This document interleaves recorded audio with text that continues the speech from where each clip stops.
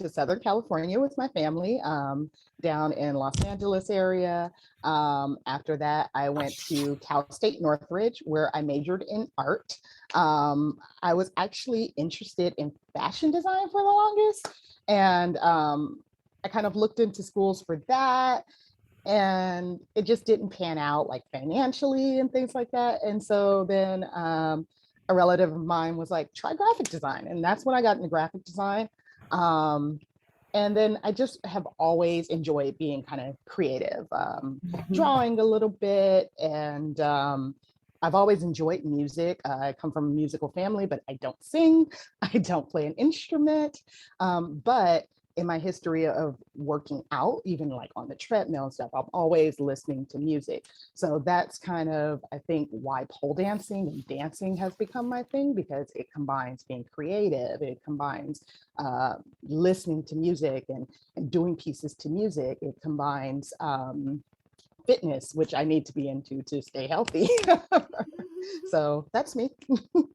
You know what? That's really interesting that when you talked about the that you had wanted to go to fashion school, so that explains why you can whip up a sewing a swimsuit or the things that I've seen you create. Yeah.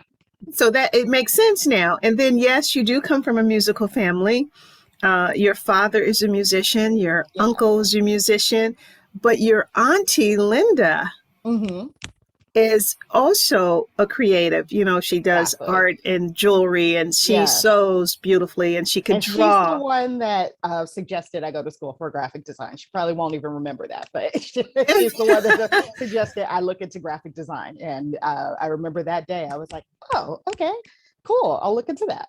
Which leads me to my next question. So tell me about your professional background as a graphic artist. What does that entail? Like what do you do? What do you do for a company? So there are many ways that you can be a graphic designer, and I've had many over my career. I've worked in many different companies. Right now, I work for a beauty company, and I design packaging. I actually manage the creative services department that designs the packaging for our customers. So we work with customers that have their own salon, or maybe they just start a beauty brand and sell on Amazon or something like that.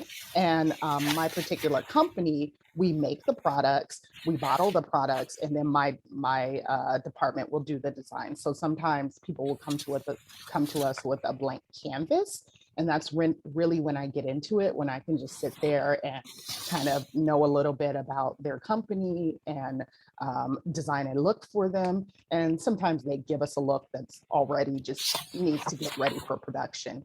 That's kind of boring, but it's part of the job. Well, you know what? It doesn't sound boring to me. I think that it's definitely a creative endeavor. So, it is my understanding that pole dancing originated from the traveling fairs during the Depression time in the 1920s, right? Mm. And where a group of dancers were entertaining crowds in show tents using lots of hip movement and suggestive dancing known as back then the hoochie coochie.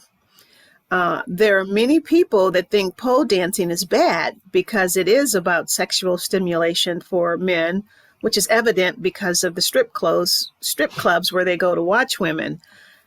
However, the popularity of pole dancing has grown over the decades, with studios all over the world offering classes for people of all ages, sizes, and abilities.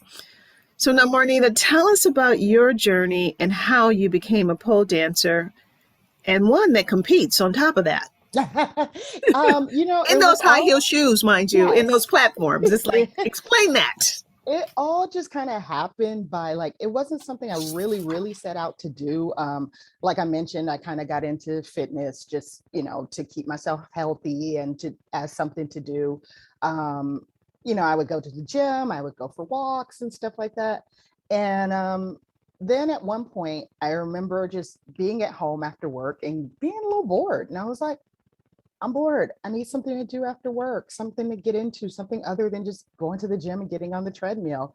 And I had kind of seen some pictures and videos of pole dancers come across my feed on Instagram and things like that.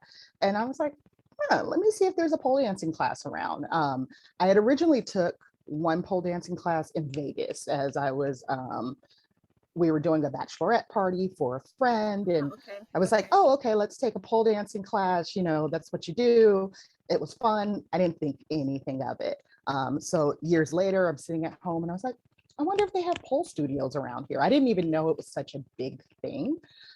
So I just got on the computer, Google pole studios near me, found a couple, researched a couple. So I originally found one that I was like, oh, you know what? I'll take a couple classes here. Maybe I'll take classes for a month or something like that. I just thought it would be like a fun thing, which it still is a fun thing. So I went to that studio. I really loved it.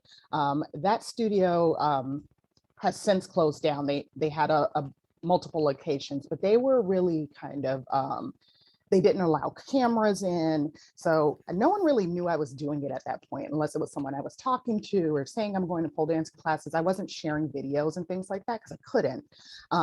But I think that that really gave me the confidence of not having the pressure of, oh, let me have this perfect video to put on Instagram or whatever. It was more about the community and your classmates around you giving you support, because in that studio they didn't even have mirrors. They didn't want you to look at yourself and be self-conscious. What their motto was the other students in class are your mirrors. So as you're dancing, they're like, ooh, girl, you look great. Oh, you know, you look The so good. You encouragement look is so there. hot. Yeah. Exactly. So that really built up my confidence. And then that studio closed. And Yeah. I was devastated. I was like, wait, I've been coming here for that. I went on to go there for like 6 months, and I would go there like Okay. 2 times a week. And I was Okay. like, what the heck? My studio closed. So I went and found the studio that I'm at now, which is the Vertitude. It's actually closer to my house. So I went there, and luckily I had some confidence already built up. Okay. So the classes worked really differently. There were mirrors. There was more focus on the technical aspect of tricks and things like that. And you could record yourself. So I got into like putting videos up. And then I started hearing some of the other students talk about competing. And I would just kind of hear it. I was new, I was shy, I wasn't really talking to people, but I would hear them talk about like, oh, I'm competing. And oh, when I compete at this. And I was like, what is this competition they're talking about? So I went on and kind of did my research, and then I went to the competition. I was like, let me just go and, you know, see what it's all about. And there were people from the studio that I knew competing, and there were other people in the audience just supporting all the competitors. And I was like, wow, this is really cool.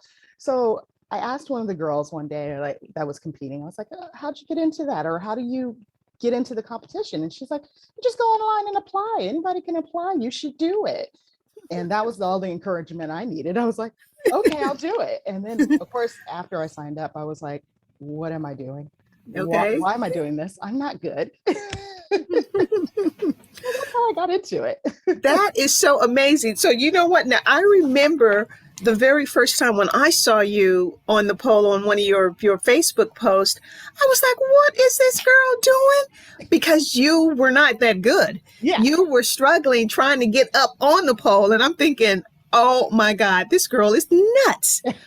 And I said, you know what? But I'm going to keep watching her. I said, because if she's this bold to do this, this must mean something to her. Mm-hmm. And so, you know, I continued to watch you. And just over the years watching, I'm like, oh my God. Then I start realizing this is not something that's real easy to do. Mm-hmm. You know, so I understood that struggle when I first saw you. Do you have any clips of when you first started? You know what? I know I was supposed to bring some. I didn't. Okay. I started kind of looking through, and I was like, this is too much, because I've been doing it for so long. Like I had to go through my camera roll and go So through you didn't know years which one. You should have asked me, girl, because I could have found some of them ones. I could have went on Facebook and snatched one of them. But again, just being able to see that transition, Mhm. then I got really into it. I was like, oh, this is about strength and Mhm. core building and flexibility. And, you know, Exactly. especially when you started doing the little twirls. And I said, oh, look at her now. I mean, just really, you know, you've turned into this little dynamic dancer on there. So But one of the things that I also thought was really interesting, you're not the typical size of what Mhm. somebody considers a pole dancer. Yeah. So that was the other thing when I said, oh, she got some serious confidence. Yeah. So talk about that.